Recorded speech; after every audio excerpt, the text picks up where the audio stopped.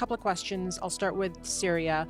We've seen a couple of international delegations head to Syria. There seems to be an effort by some countries to normalize again.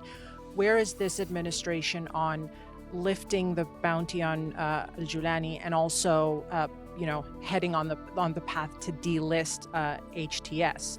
And second question on Gaza and this sort of impending ceasefire. We saw this morning that Hamas put out what is maybe one of the most optimistic statements yet about eventually reaching a ceasefire. But also we sort of can't discount the timing of all of this. We saw with the Lebanon ceasefire that some members of the incoming Trump team very quickly took credit for that. What does that tell you about this administration's standing when it comes to the parties, just given there's so much talk about the looming Trump administration, and that's why things are moving at the pace that they are? Look, I will say if we are able to get a ceasefire to this horrific conflict in Gaza, I'm happy for anyone in the world to take credit for it as long as we get it done. That's the fundamental bottom line. We have invested so much time and so much energy into trying to get this ceasefire over the line, and have been so close so many times that it really has been frustrating that we haven't been able to get there, because the toll of this war for innocent civilians in Gaza who continue to die, who continue to suffer, to innocent hostages who continue to be held away from their families, to their families who, of course, miss them and want them home.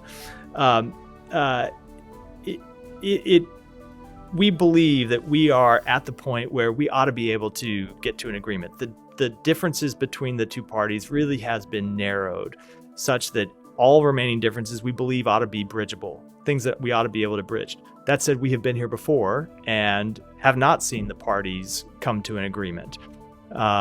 So we are engaged actively in this process. We continue to have officials in the region actively engaged in this process. I can tell you those we have officials back here in Washington who are working on this every day, because a ceasefire to this conflict is long overdue. And it is our hope to get one in the coming weeks, and to start to let Gaza be rebuilt and let people rebuild their lives and their homes and their communities. And we have no higher priority than trying to get that done.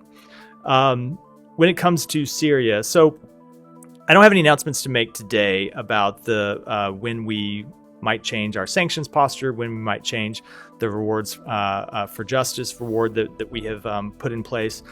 But and that extends to recognition, which is kind of how you started the question as well. But I will say that you have heard the president and the secretary both say that we are going to judge HTS not by the words that they say publicly, but by the actions that they take. And to make clear what we mean by that, so last week, Secretary Blinken announced a number of principles that we thought we believed were important to guide the path forward on behalf of the Syrian people. So those principles included things like an open, inclusive government that was open to religious and ethnic minorities, that was open to all of the various groups across Syria, and wasn't just didn't just encompass rule by one of those factions over the broader Syrian people. Called for increasing access and ensuring access to humanitarian assistance to the Syrian people, making sure that Syria did not pose a threat to its neighbors and was not a base for terrorism. And then you saw the secretary last week travel in the region, and attend a meeting of foreign ministers in Aqaba, Jordan, where those principles were endorsed in a statement released by a number of foreign ministers from Syria's neighbors, from other countries in the region, from the United States, and from the European Union.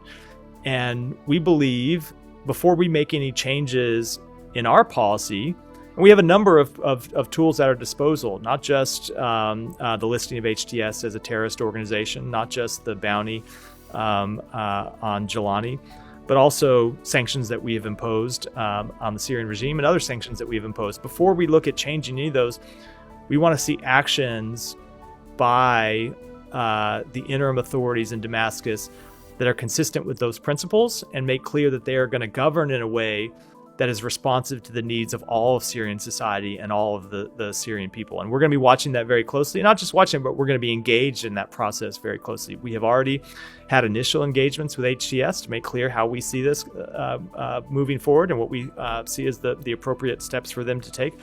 And we have had engagements already with other actors in Syrian society, because we do believe, look, the fundamental reason why this civil war began and why it continued for so long and why ultimately the Assad regime fell is because he wasn't willing to engage with broad Syrian society. He wasn't willing to be responsive to the needs of his people.